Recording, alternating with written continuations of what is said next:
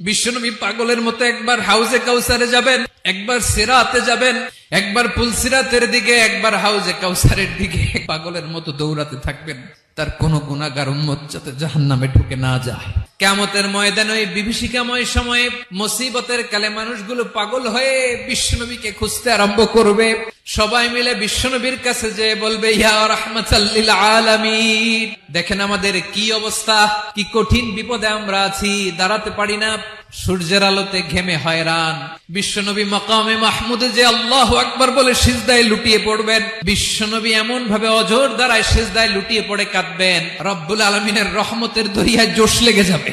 রব্বুল আলামিন এই দৃশ্য থেকে সহ্য করতে পারবেন না। রব্বুল আলামিন বলবেন, ইয়া মুহাম্মদ ইরফা রাসাক, ও নবী আপনি মাথা তোলেন, আপনার কান্না আমি সহ্য করতে পারি না, আজকে আপনি যা চাবেন তাই দেব।